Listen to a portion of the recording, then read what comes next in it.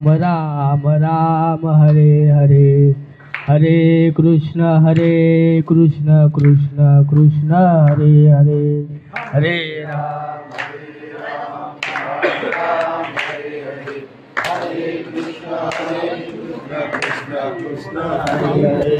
हरे राम हरे राम राम राम हरे हरे, हरे कृष्ण कृष्ण कृष्ण हरे हरे, हरे राम राम हरे हरे, हरे कृष्ण कृष्ण कृष्ण हरे हरे, हरे राम राम राम हरे हरे, हरे कृष्ण कृष्ण कृष्ण हरे हरे, हरे राम राम राम हरे हरे, हरे कृष्ण कृष्ण कृष्ण हरे हरे. पुंडलिक वरदारी विठ्ठल श्री ज्ञानदेव तुकाराम पंढरीनाथ भगवान की जय. सद्गुरु श्री पोटे महाराज की जय. अवघीच तीर्थे घडती एक वेळा,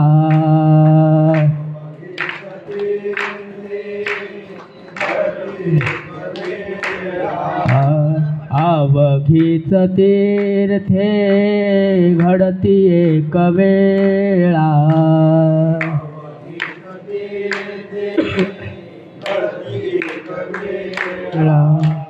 चंद्रभागा डोळा देखिली या, चंद्रभागा डोळा देखिली या, चंद्रभागा डोळा देखिली या, चंद्रभागा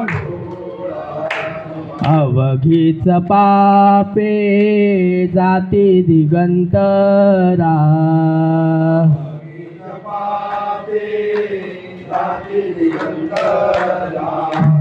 अवघीच पापे जाती दिगंतरा,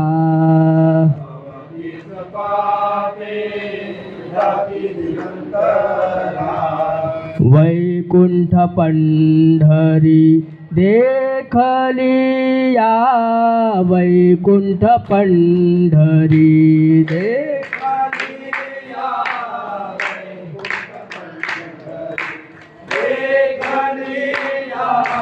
वैकुंठ पंढरी. अवघिया संता एक वेळा भेटी,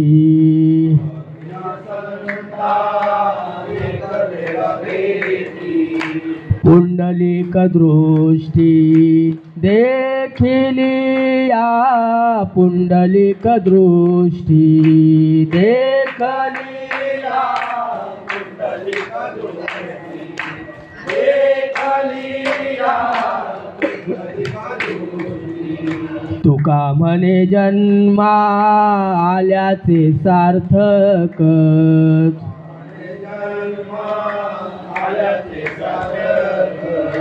तुका म्हणे जन्मा आल्याचे सार्थक,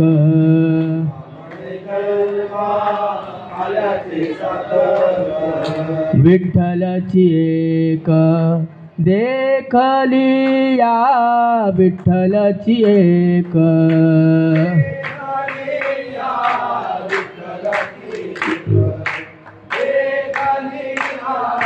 विठ्ठलची एक. अवघीच पापे जाती दिगंतरा,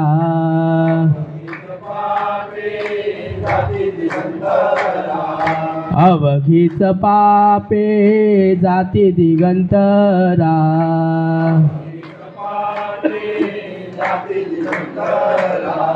वैकुंठ पंढरी देखली या, वैकुंठ पंढरी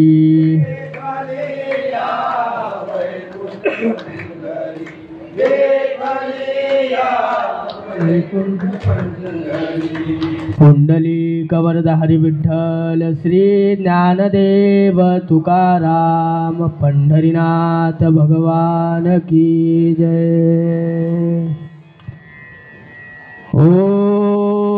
नमो जियाद्या वेद प्रतिपाद्या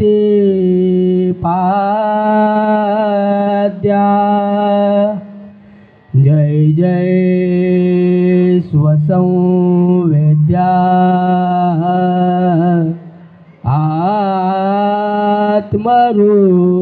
आत्मरूपा देवा तुझी गणेशू सकळमती प्रकाशू म्हणे निवृत्ती दासू अवधारी जोजी महायोग पीठे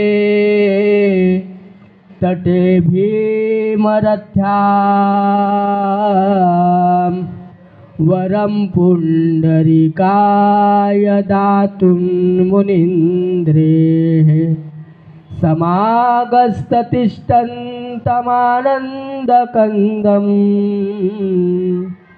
परब्रह्मलिङ्गं भजे पाण्डुरङ्गम् कर्पूरगौरं करुणावतारं संसारसारं भुजगेन्द्रहारं सदा वसन्तं हृदयारविन्दे भवन् भवानी सहितं नमामि मनोजवं मारुततुल्यवेगं जितेन्द्रियं बुद्धिमतां वरिष्ठं वातात्मजं वानरयुद्धमुख्यं श्रीरामदूतं शरणं प्रपद्ये। ओम नमो ज्ञानेश्वरा करुणाकरा दयाळा तुमचा अनुग्रह लाधलो पावन झालो चराचरी मी कळा कुसरी काहीच नेने बोलता वचने अति भाविका एका जनार्दनी तुमचा दास त्याची आस पुरवावी दयांचे केलिया स्मरण होय सकळ विद्यांचे अधिकरण तेची बंधू श्रीचरण श्री गुरूंचे ते नमस्कारुनी आता पुंडलिक वरदारी विठ्ठल श्री ज्ञानदेव तुकाराम पंढरीनाथ भगवान की जय।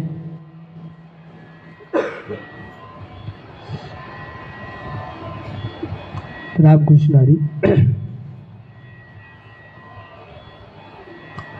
आज श्री समर्थ कृपा रेल्वे प्रवासी भजन मंडळ यांच्या माध्यमातून आपण सर्व तीर्थयात्रेकरिता आलेलो आहोत आणि या यात्रेला येत असताना अरविंद मोरेंनी माझ्याकडे आग्रह केला की आपण प्रवचन करा।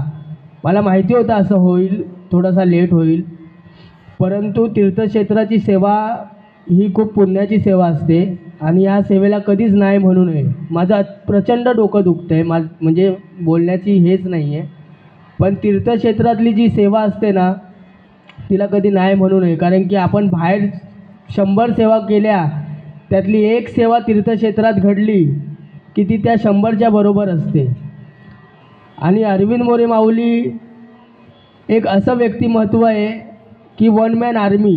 आम्ही आज बरीच वर्ष त्यांच्यासोबत आहोत, म्हणजे जे ठरवलं ते करणारच। मग 2 वाजले असते ना तरी त्यांनी मला बसवलं असतं, त्यांनी त्या बाबतीत त्यांनी सोडलंच नसतं।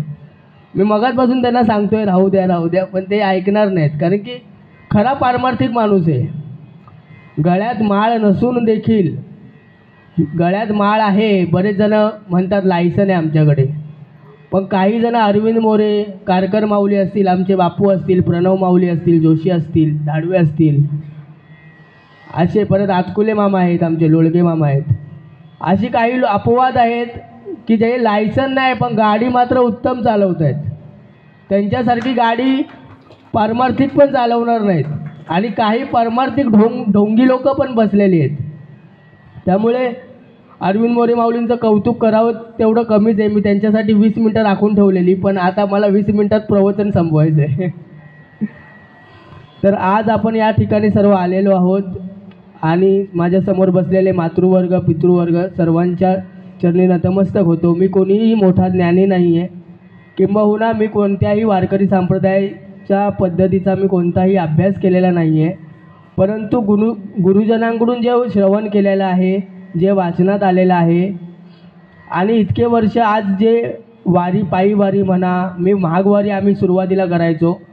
माझे गुरुबंधूंना तुम्ही सर्वच ओळखतात, आदरणीय तावडे महाराज, बेर्डे माऊली.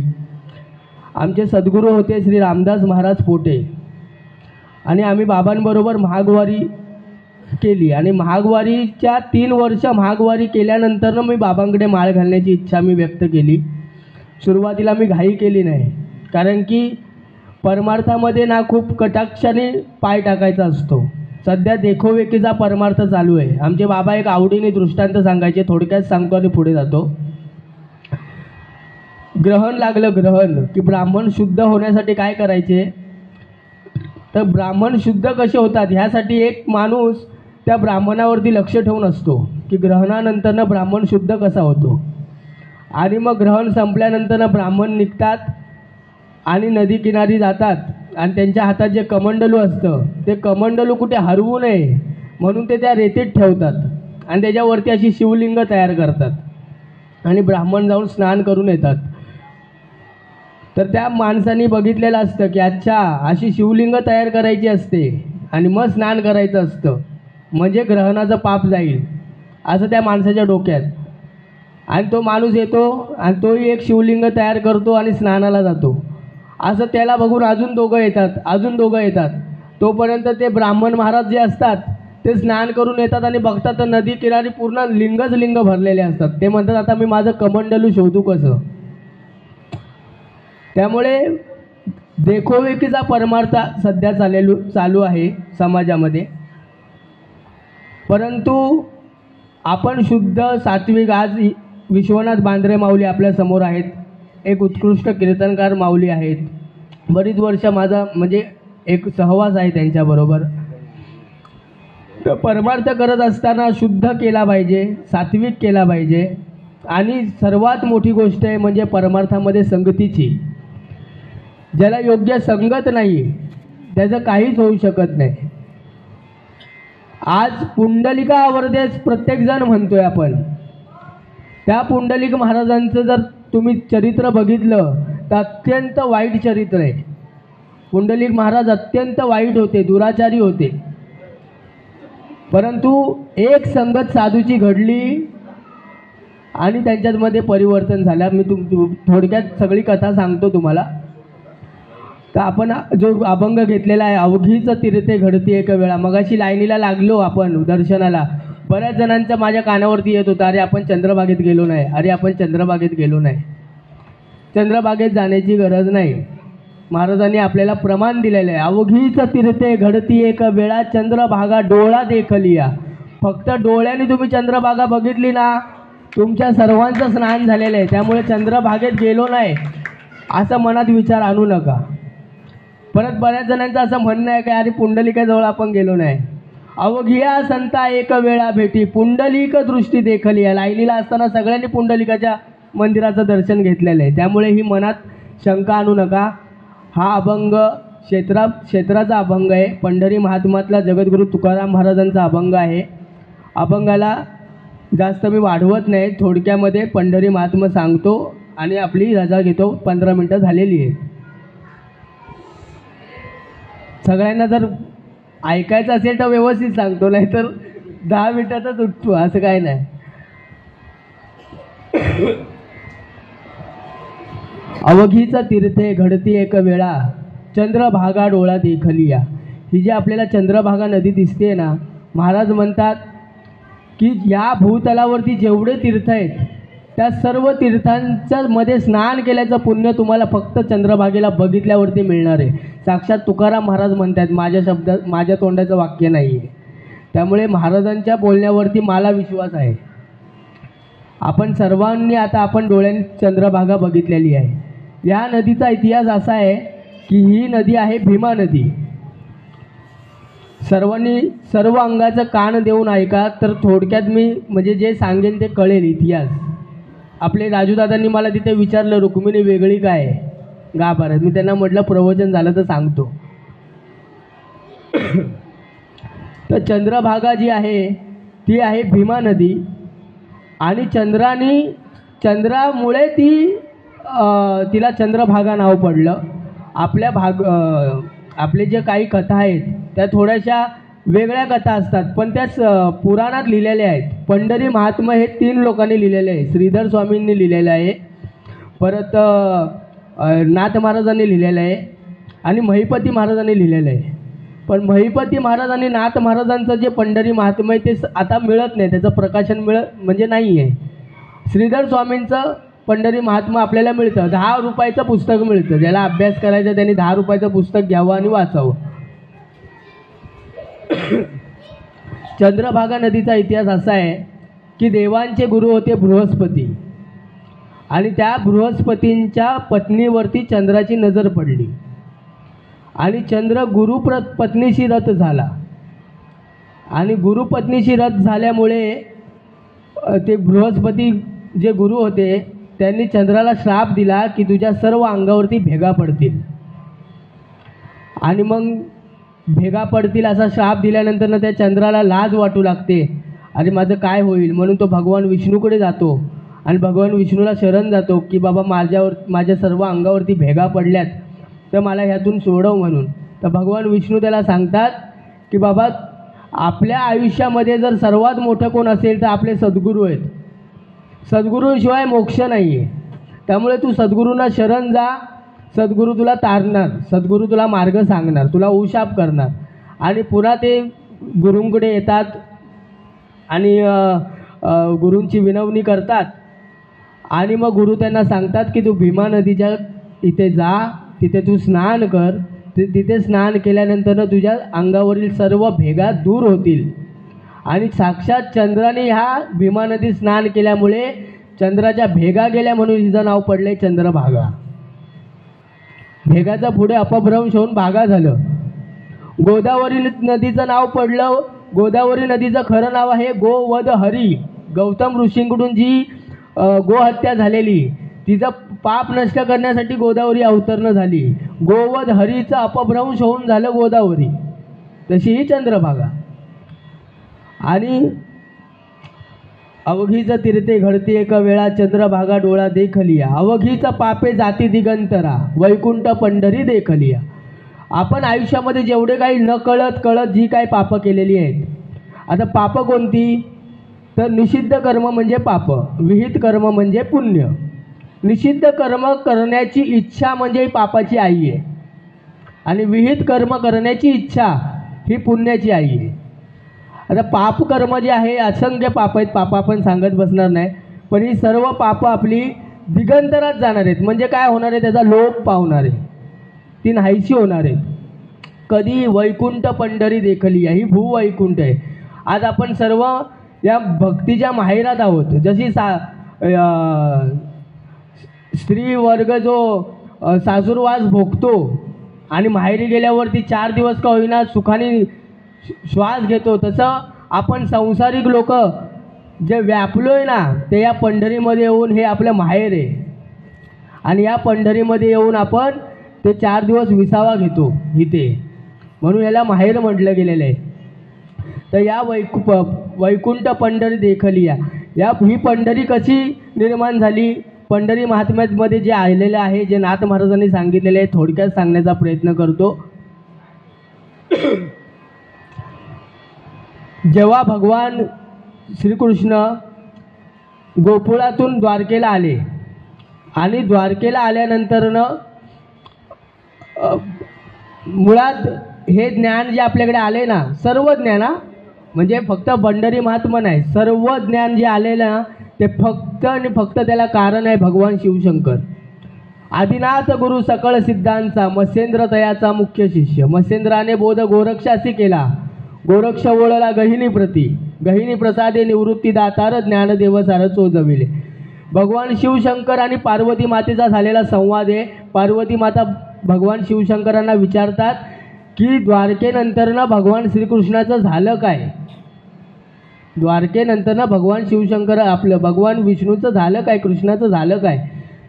तर ह्याची कथा अशी आहे, इंद्राची पत्नी असते सुची.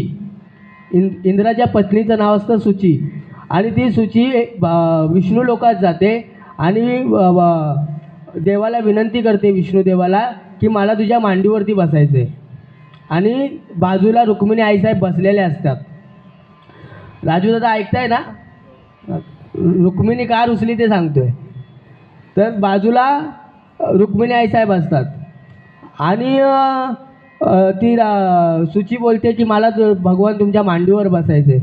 तर भगवान तिला बोलतात की अगं असं मी तुला मांडीवर नाही घेऊ शकत, त्यासाठी काहीतरी तुझ्यामध्ये क्षमता असली पाहिजे. तू एक काम कर, तू 60,000 वर्ष तप कर आणि 60,000 वर्ष तप केल्यानंतर तू राधेच्या रूपाने जन्माला येशील. जी राधा आहे ना ती इंद्रपत्नी राधा आहे. हे मत आपल्या दक्षिणेतल्या संतांचं आहे, नाथ महाराजांचं आहे. उत्तरेतल्या संतांना हे मान्य नाही. आणि ती राधा 60 वर्षानंतर ती राधा जेव्हा भगवान शिवशंकर द्वारकेला आले आणि मग गोपाळामध्ये हिला राधेला वियोग झाला आणि तिला वियोग सहन झाला नाही आणि मग ती राधा द्वारकेला आली आणि भगवान विष्णूंनी रुक्मिणी आईसाहेब मातेला सांगितलं जरा तिथं हो म्हणून, बाजूला हो जरा, तिला मला मांडीवर घ्यायचं आहे म्हणून. आणि राधेला मांडीवर घेतलं.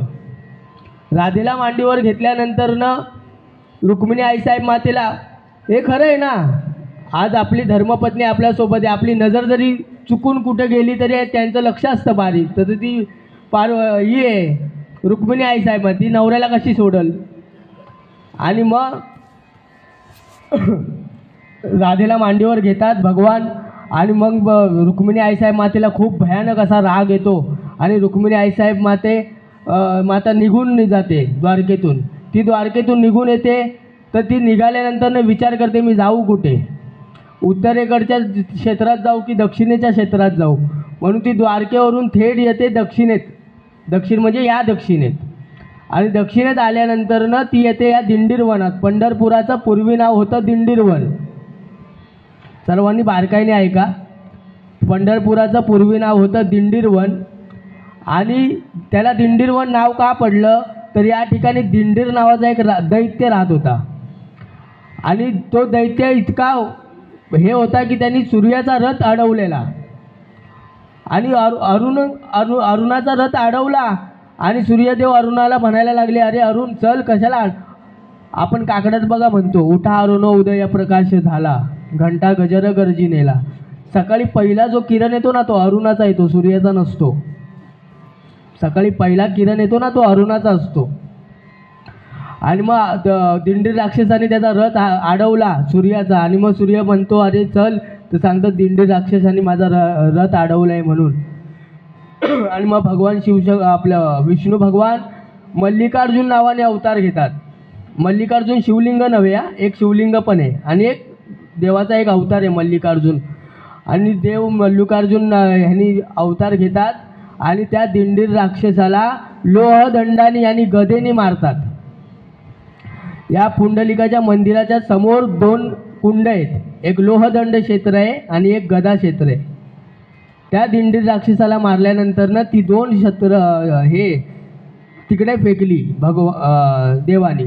आणि त्या दिंडीर राक्षसाला मारल्यानंतर तो दिंडीर राक्षस मरत असताना तो जोरात ओरडतो, हे देवा काय झालं, मी कसा मरतोय, असे देवाला हाक मारतो. आणि मग देव प्रगट होतात. देव बोलतात मरताना ह्यांनी माझं नाव घेतलं आहे. तर दिंडीर राक्षसाला विचारतात, बाबा मरताना तुझी काय इच्छा आहे मला सांग. तर दिंडीर राक्षस सांगतो की माझी अशी इच्छा आहे की तुम्ही इथे कायमस्वरूपी वास करावं, तुम्ही इथे कायमस्वरूपी राहावं. तेव्हा भगवान त्याला सांगतात की ज्या वेळेस रुक्मिणी रुसून या ठिकाणी येईल आणि भक्त पुंडलिकासाठी मी जेव्हा या ठिकाणी येईन तेव्हा मी या ठिकाणी कायमस्वरूपी वास करीन, आता मी नाही थांबणार. आणि त्यानंतरनं रुक्मिणी आईसाहेब रुसल्या आणि येऊन पुंडलिकाच्या मंदिराच्या बाजूला लखुबाईचं एक मंदिर आहे, ते खरी रुक्मिणी रुसल्याचं म्हणजे रुक्मिणी आईसाहेबांनी तिकडे तपश्चर्या केल्याचं ते मंदिर आहे. तिथे तपश्चर्या केली खरी. लखुबाईचं एक मंदिर आहे बघा. भरपूर मंदिर आहेत, आपण फिरतच नाही. पंढरपूर फिरायला आपल्याला कमीत कमी 4 दिवस पाहिजेत. इतकी मंदिरं आहेत, इतके इतिहास आहे पंढरपुराचा. तिथे लखुबाई आहे, ती रुसून बसली, ती इकडे येऊन बसली. आणि नंतरनं मग तिथून द्वारकेवरून देव निघाले. 700 गाई आणि 500 गोपाळ घेऊन निघाले.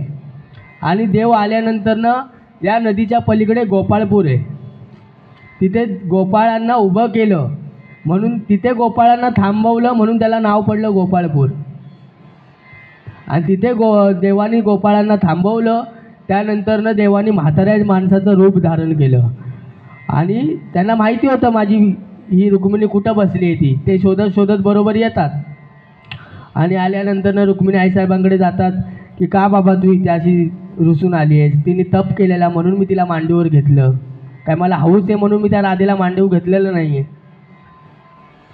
तर रुक्मिणी आईसाहेब काय त्यांना हे करत नाहीत. ते बोलतात नाही नाही मी काय बाबा तुमचं ऐकणार नाही, मला काय ते पटलेलं नाही आहे, माझा राग काय जाणार नाही. आणि म्हणून रुक्मिणी अजून रुसलेली आहे म्हणून रुक्मिणी विठ्ठलाच्या शेजारी उभी नाही आहे. राजू दादा, रुक्मिणी रुसलेली आहे म्हणून रुक्मिणी लांब आहे. आणि मग भगवान म्हणतात ठीक आहे की बाबा तू आता अशी रुसलेस तर एक काम करतो मी, तोपर्यंत पुंडलिकाला भेटून येतो. कारण की पुंडलिकाचं पितृप्रेम हे भगवान प्रसन्न झालेलेच असतात. आणि मग भगवान येतात पुंडलिकाच्या दारामध्ये. आणि पुंडलिकाच्या दारामध्ये 7 सूर्य प्रकट होतील एवढा प्रकाश पडतो. आणि भगवान पुंडलिकांच्या दोन्ही मांडीवरती, एका मांडीवरती आईचं डोकं, एका मांडीवरती वडिलांचं डोकं, आणि त्यांची सेवा चाललेली. आणि मागे भगवान उभे राहतात. भगवान जेव्हा आले तेव्हा चतुर्भुज होते, 4 हात घेऊन आलेले, 2 हाताचे नव्हते. आणि मग पुंडलिक महाराज असे मागे वळून बघतात भगवान आलेत म्हणून. तर ते म्हणतात तू उठ आणि माझ्याकडे ये. तर पुंडलिक महाराज म्हणतात मी तुमच्याकडे येणार नाही. बाजूची वीट उचलली आणि मागे फिडकावली. ऐसा कैसा रे तू धीट, मागे फिडकाविली वीट. बाजूची वीट उचलली आणि मागे फिडकावली की या विटेवरती तुम्ही उभे राहा, माझ्या आई वडिलांची झोप मोड होईल, माझे आई वडील जागे झाल्यानंतर मी तुमच्याजवळ येईन. आणि त्यांच्या आई वडिलांची सेवा झाल्यानंतरनं पुंडलिक महाराज जातात, त्यांच्या भगवानाच्या जवळ जातात, हात जोडतात. बऱ्याच जणांना प्रश्न पडतो पुंडलिकाचा आश्रम आहे चंद्रभागेत आणि मंदिर कुठे आहे. बऱ्याच जणांना हा प्रश्न पडतो की पुंडलिकाने एवढ्या मागे कशी वीट फेकली. बऱ्याच जणांना पडत असेल ना प्रश्न, तर त्याचं उत्तर तुम्हाला मी सांगतो. पुंडलिकांनी जेव्हा पांडुरंगाची भेट घेतली तेव्हा 11 मागणे मागितले. पुंडलिकांनी पांडुरंगाकडे 11 मागणे मागितले. कारण की देवाने सांगितलं तुझी पितृ सेवा बघून मी प्रसन्न आहे, तुला जे मागायचं आहे ते माग. आणि पुंडलिकांनी 11 मागणे मागितले. आता 11च्या 11 मला सांगता येणार नाहीत. देव आलेले चतुर्भुज. देवाला सांगितलं तुझे 2 शस्त्राचे हात काढून टाक. देवाचे शस्त्राचे हात काढायला लावले. परत देवाला सांगितलं की तू अखंड या ठिकाणी वास कर. जे रंजलेले गांजलेले लोक आहेत त्यांचा उद्धार कर इथे, तू त्यांना दर्शन देऊन. आणि पुंडलिकाने त्यांना सांगितलं तू 3 रूपांनी या पंढरपुरात राहा. ती 3 रूपं कोणती पेंगू नका. ती 3 रूपं ज्या मूर्तीचं आता आपण दर्शन घेतलं ती आहे क्षेत्रमूर्ती. पुंडलिकाच्या दारामध्ये जी मूर्ती आहे ती आहे भक्तमूर्ती. आणि साक्षात चंद्रभागेमध्ये एक मूर्ती आहे ती आहे तीर्थमूर्ती. अशा 3 रूपांनी पांडुरंग या पंढरपुरात आहे. या 3 मूर्त्या आहेत. क्षेत्रमूर्तीचं दर्शन सर्वांना होतं, भक्तमूर्तीचं दर्शन होतं. त्याकरिता तेवढी साधना करायला लागते, तेवढा पुण्याचा साठा असावा लागतो. आणि तीर्थरूपाने तर देव वाहतच आहे सगळ्यांना. देव विठ्ठल देव पूजा विठ्ठल, तीर्थ विठ्ठल क्षेत्र विठ्ठल, देव विठ्ठल देव पूजा विठ्ठल. तर अशा 3 रूपाने देव राहत आहेत. अजून पुंडलिकाने काय मागितलं तर विठ्ठल, तुला विटेवर उभा केला ना, विठ्ठल या नावाने तू प्रसिद्ध होशील. विठ्ठल हे नाव पुंडलिकाने दिलेलं आहे. परत अजून पुंडलिकाने काय सांगितलं की तुझ्या नावाच्या पुढे माझं नाव लागलं पाहिजे. हे पुंडलिकाचं मागणं आहे. आपण सगळे बोलतो, काही जण काय करतात पुंडलिका वरदे म्हणतात, काही जण पुंडलिक वरदेव म्हणतात, पुंडलिक वरदेव म्हणतात, नशीब नवरदेव नाही म्हणत. तर पुंडलिका वरदा, हे पुंडलिकाला वरदान देणाऱ्या, हा त्याचा अर्थ आहे. आणि पुंडलिक महाराजांनी असं त्यांच्याकडे सगळं मागणं मागितलं आणि भगवान या ठिकाणी वास करत आहेत. आता पुंडलिकांचं थोडंसं चरित्र बघू आपण. अर्धा तास झालेला आहे.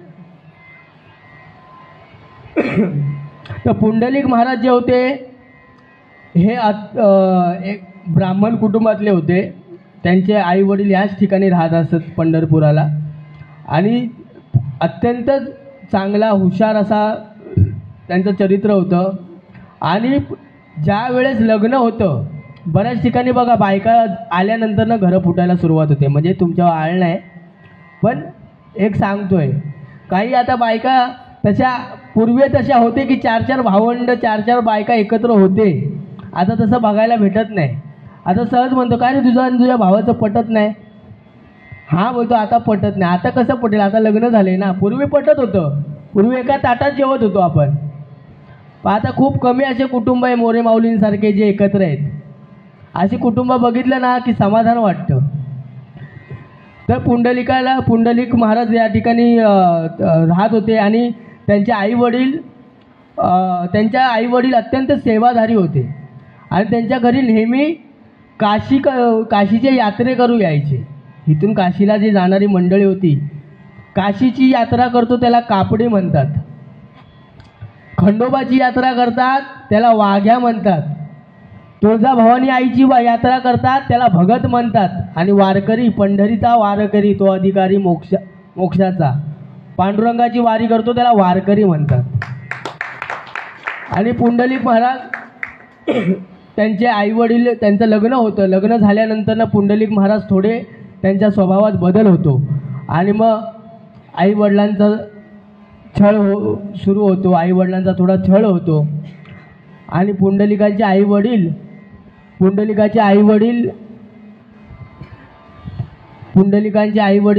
विनंती करतात की आम्हाला काशीला घेऊन जा. खरं तर मुलांनी आईवडिलांना काशी दाखवायची असते, असं शास्त्र आहे. श्रावण बाळांनी आपल्या आईवडिलांना काशीला नेलं ना, तसं मुलांनी काशीला हे करायचं असतं. तर पुंडलिक महाराज म्हणतात, तुम्ही काशी करा, तुम्ही काशी करा, मी कशाला तुम्हाला काशी दाखवू. आणि त्यांना तेवढंच ऐकायचं असतं कोणाला, आईवडिलांना. आणि आईवडील निघून जातात काशी यात्रेला. परत थोड्या दिवसांनी काही परत कापडी येतात त्यांच्या घरामध्ये वास करायचं. आता ठरलेलं असतात, आम्ही वारीला जातो तर आम्हाला माहिती असतं हे घर आहे, त्या घरात आमची दरवर्षी सोय होते, तर आम्ही बरोबर त्याच घरात जातो. तसं परत थोड्या दिवसांनी काही कापडी येतात. आणि मग ते पुंडलिकाची बायको बोलते की चला की आपण काशीला जाऊया. पुंडलिक म्हणतो, मी कुठं नाही बोललो, चल. म्हणजे आई वडिलांना न्यायला जड झालेलं. हां, आणि बायको बोलल्यावर हां चल. आणि मग बायकोला घेतो पुंडलिक आणि काशी यात्रेला. पूर्वी लोक बघा गाणी म्हणायची, काय आई वडिलांच्या गळ्यात दोरी, हां बायको खांद्यावरी, पुंडलिक काशी यात्रा करी.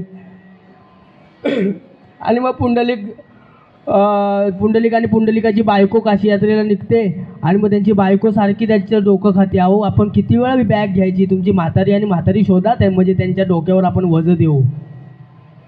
आणि मग आई वडिलांना पुंडलिक हुडकून काढतो आणि त्यांच्या डोक्यावरती स्वतःचं वजन देतो आणि बायकोला खांद्यावर घेतो. आणि पुंडलिक काशी यात्रेला निघतो. आणि काशी यात्रेला निघत असताना पुंडलिकामध्ये परिवर्तन कसं होतं ह्याची कथा आलेली आहे. दोन कथा आहेत, एक कुकुट स्वामींची कथा आहे आणि एक रोहिदास महाराजांची कथा आहे. मी रोहिदास महाराजांची सांगणार आहे कारण की परंपरेने आम्ही ती ऐकली आहे आणि दुसरी गोष्ट परंपरा सोडून मी सांगणार नाही. आणि ती आवडणारी आहे, म्हणजे मला आवडते वैयक्तिक ती कथा. आणि पुंडलिक महाराज जेव्हा निघतात आणि काशी 2 कोसावर असते, 2 कोसावरती काशी असते आणि पुंडलिकाच्या पायाची चप्पल तुटते. हा पायाची चप्पल तुटल्यानंतर पुंडलिक तिथल्या गावकऱ्यांना विचारतो, अहो इथं कोण चांभार आहे का माझी चप्पल शिवून देणारा? तर गाववाले म्हणतात वरच्या आळीला आहे, रोहिदास नावाचा चांभार आहे, रोहिदास. आणि मग पुंडलिक महाराज वरती जातात रोहिदास महाराजांकडे. धागा हा चांभार रोहिदास, आपल्या उच्च नीच काही नेने भगवंत तिष्ठ भाव भक्ती देखोनिय. आणि मग पुंडलिक महाराज आपले जातात आणि त्यांना चप्पल देतात शिवायला. आणि रोहिदास महाराजांना सगळं माहिती असतं, हा पुंडलिक आहे, हा कोण आहे, काय आहे, सगळं माहिती असतं. ते आपले चप्पल शिवतात आणि त्याच्या पुढं चप्पल फेकतात. आणि पुंडलिक महाराज विचारतात किती पैसे झाले? ते बोलतात बाबा मी पैसे घेत नाही, काशी यात्रेकरांची मी पैसे घेत नाही, तू तुझा जा. तर पुंडलिक महाराज संत रोहिदासांना विचारतात की इथून काशी किती लांब आहे? तर रोहिदास महाराज त्यांना म्हणतात की कोण म्हणतं 3 कोस आहे, कोण म्हणतं 4 कोस आहे, पण माझ्या हिशोबाने बाबा 2 कोस आहे. तर पुंडलिक महाराजांना राग येतो. बोलतात कोण म्हणतं म्हणजे तुला माहिती नाही का, तू काशीला गेला नाहीस का? तर नाही बाबा मला काय जाणं झालं नाही, माझ्यावर काही जबाबदारी आहेत. रोहिदास महाराज म्हणतात मला काय बाबा काशीला जाणं जमलं नाही. पुंडलिक चांगला तासायला लागतो रोहिदास, तू काय एवढा, तू एवढी शेंडी वाढवली, एवढा मोठा ब्राह्मण आणि 2 कोसावरती काशी यात्रा आहे, काशी आहे, आणि तुला काशी करता येत नाही, असं बडबडायला लागतो पुंडलिक. आणि रोहिदास महाराज असे चप्पल शिवत असतात आणि त्याच्या मागे ना अशी शेंडी असते, त्या शेंडीला एक दोर बांधलेला असतो, तो दोर असा आत गेलेला असतो आणि आतमध्ये एक पाळणा असतो. त्या पाळण्यामध्ये 2 व्यक्ती झोपलेल्या असतात आणि रोहिदास स्वामी चप्पल शिवता शिवता असं डोकं हलवत हलवत त्या पाळण्याला झोका देत असतात.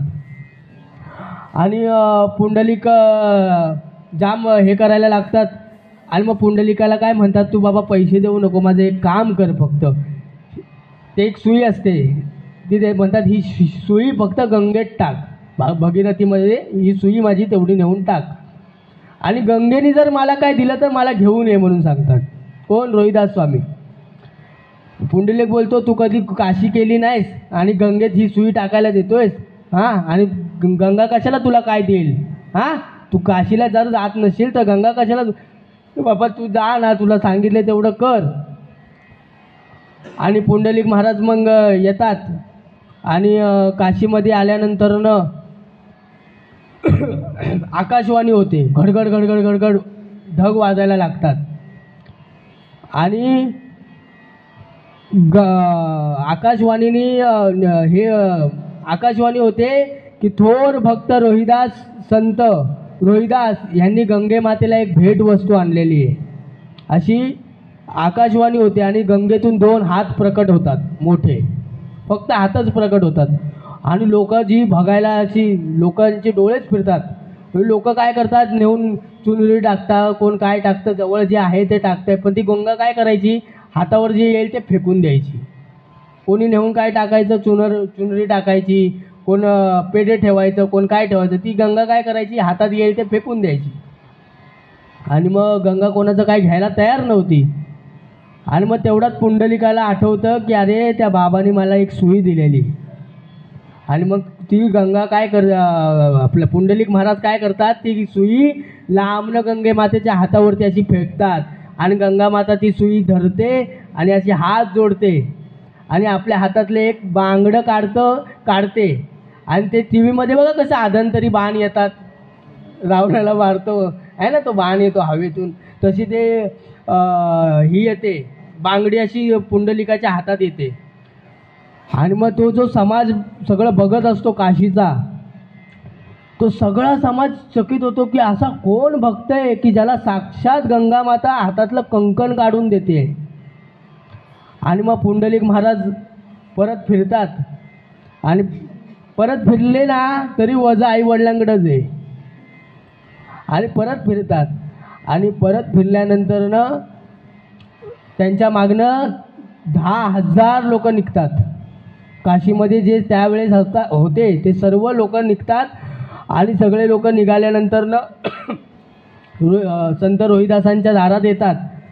आणि संत रोहिदासांच्या पुंडलिक महाराज त्यांच्या हातात ते कंकण ठेवतात आणि हात जोडतात, त्यांच्या पाया पडतात की रोहिदास स्वामी, तुम्ही अशी काय सेवा केली की साक्षात गंगेने तुम्हाला ही कंकण दिलं आहे, म्हणून अशी काय तुमच्याकडून सेवा घडली. ते रोहिदास स्वामी त्यांना सांगतात की जरा थांब, ही 10,000 लोक आली आहेत ना, त्यांच्या जेवणा खावण्याची पहिली मला सोय करू दे. अन्नदान खूप महत्त्वाचं आहे. अरविंद मोरे माऊली मला यासाठी आवडतात की कुठेही हमखास स्पर्धा असू दे, सप्ताह असू दे, पहिला अन्नदानासाठी हा माणूस पुढे असतो. आणि मग तू पुंडलिक महाराज म्हणतात, अरे तू साधा चांभार आहेस, तू काय 10,000 लोकांना जेवायला घालणार आहेस, कुठनं एवढं काय आहे तुझ्याकडे. ते बोलतात, अरे गंगेने हे कंगन दिलंय ना, हे विकीन मी. आणि ते कंकण पृथ्वी मोलाचं कंकण असतं, पृथ्वी मोलाचं. आणि ते जातात सोनाराकडे की बाबा हे कंकण घे आणि मला पैसे दे, हे 10,000 वारकरी मला जेवायला घालायचे. तर ते काय म्हणतात, सोनार म्हणतो, अरे हे पृथ्वी मोलाचं कंकण आहे, विकू नकोच म्हणून. नाही ना, तू ही लोक एवढी जेवतील एवढं मला दे. आणि मग सोनार पैसे देतो, 10,000 लोक जेवली जातात. आणि त्यानंतरनं काय होतं, तो सोनार आग लावतो. तो काय करतो, ती बांगडी नेऊन राजाच्या राणीला देतो आणि राजाला सांगतो, रोहिदासाला धर आणि अशी दुसरी बांगडी आण गंगेकडून म्हणून. आणि पुंडलिक महाराज येतात. पुंडलिक महाराज बोलतात, तुम्ही अशी काय सेवा केली की तुम्हाला एवढं हे झाले.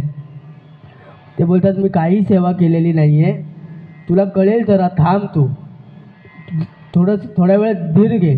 तोपर्यंत तो बादशाह तिकडून निघतो, सेना घेऊन निघतो रोहिदासांना पकडायला की अरे एवढं पृथ्वी मोलाचं कंकण, असं सोनं पृथ्वी तलावरती आहेच नाही, अशी अजून एक बांगडी माझ्या राणीला पाहिजे. म्हणून तो राजा निघतो सेना घेऊन. आणि सेना घेऊन निघतो म्हणजे आता हे दुखणं आलं कोणाकडे, रोहिदासांकडे. आणि मग रोहिदास स्वामींना तो राजा पकडतो की मला काय माहिती नाही, तू काय ते सुई दे आणि त्या गंगेतून परत एक घेऊन या. ते बोले असं होत नाही, हां ते एक दृष्टांत होता, नाही मला माहिती नाही. आणि मग रोहिदास स्वामी ते चमडं बुडवायचं पाणी असतं ना, चमडं बुडवायचं पाणी, ते असं छोटंसं भांडं असतं, त्या भांड्याकडे बघून हात जोडतात की गंगा माता, आता तूच यातून काय ते कर. आणि त्या चमडं बुडवलेल्या ह्याच्यातून गंगा माता निर्माण होते, बाहेर येते.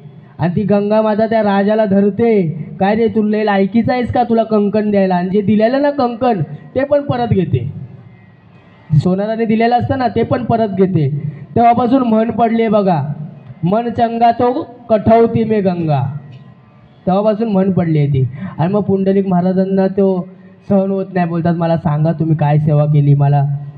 आणि मग पुंडलिक महाराजांना ते सांगतात, मी काहीही सेवा केलेली नाही, मी फक्त माझ्या आईवडिलांची सेवा करतो, बाकी मी काही एक सेवा केलेली नाही. आणि त्यांच्या दोरीला, शेंडीला जी दोरी बांधलेली असते आणि ते जे पाळणं हलवत असतात, त्या पाळण्यामध्ये त्यांचे आईवडील झोपलेले असतात. आणि हे पुंडलिकाला ऐकल्यानंतर पुंडलिक एकदम चकित होतो. आणि पुंडलिकामध्ये परिवर्तनाचं एक उफाळ येते. आणि जशी उफाळ येते तशी बायको, खांद्यावरची बायको दंदिशी जमिनीवरती येते आणि सगळी बोचकी बायकोकडे येतात. आणि मग पुंडलिक आईवडिलांची सेवा तिथून पुढे करायला लागतात. आणि त्यामुळे भगवान पाऊण तास झाला त्यामुळे भगवान पुंडलिकाकडे प्रसन्न होतात. जास्त तुमचा वेळ घेत नाही, पुंडलिकाच्या परिवर्तनाची कथा सांगितलेली आहे. तुका म्हणे जन्म आल्याचे सार्थक, विठ्ठलची एक देखली. आपल्या सर्वांच्या जन्माचं सार्थक फक्त पांडुरंगाला बघण्यामध्ये आहे. आणि आपण सर्वांनी पांडुरंगाचं आज ही वारी जोरा 2 मिनटं घेतो. कोणतंही कार्य आहे ना सोपं नाही आहे, कोणत्याही कार्य करणं.